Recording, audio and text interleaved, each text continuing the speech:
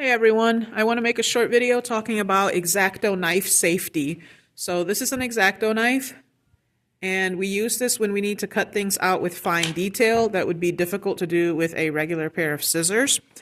First things first, you want to grab a scrap piece of cardboard or a proper cutting board if you have access to one, but if nothing else, a scrap piece of cardboard will do. There is a drawer full of such cardboard in the studio. I'll show you where it is as needed. Let's say you have something to cut out that has a kind of intricate shape that would be a bit difficult to do with scissors. That's where we use an X-acto knife instead.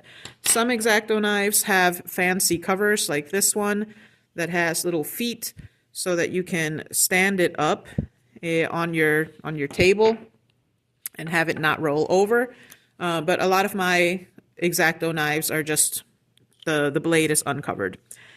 So first of all, you want to make sure that the blade is on tight. It shouldn't wiggle when you go like this against the dull edge. If it wiggles, that means this is loose. So you want to tighten that, screw that in, make sure it's in nice and tight. When you're cutting, again, you want to make sure that whatever it is you're cutting is sitting on top of some cardboard so that you don't slash the table. You want one hand to be holding down the thing you're cutting, and you want your other hand to be firmly gripping the knife. How exactly you grip it depends on what you're doing. Usually for a straight cut like this one, I probably would just hold it like this. I'm pressing down fairly firmly, and I didn't go all the way through in that first cut, so I'm going to have to make a second cut, and I did go through that time. Now, when you have something kind of curved like this, you might end up holding your X-acto knife more like a pencil. And again, pressing down firmly with just the tip of the blade.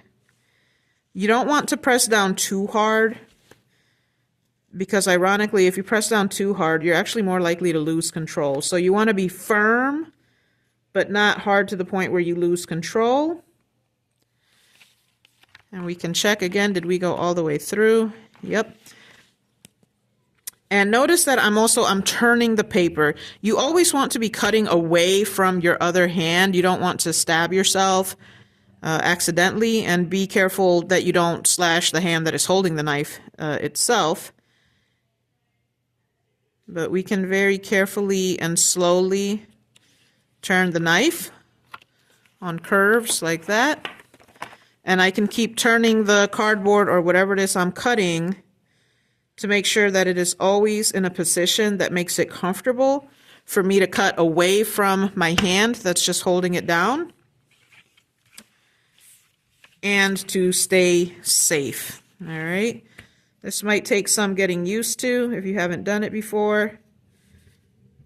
But again, remember, especially on curves, we can turn the whole cardboard or whatever we're cutting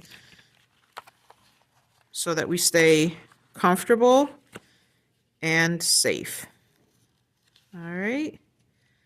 I think you get the point, but if there's anybody who you're like, I won't be satisfied if I don't see how this ends, I'm going to go ahead and finish cutting this out. So if you feel like there's just like one little place where it's caught, you can go in. Again, be careful with your other hand. Don't cut yourself. Take it slow. And boom, there's our shape. All right, see you later.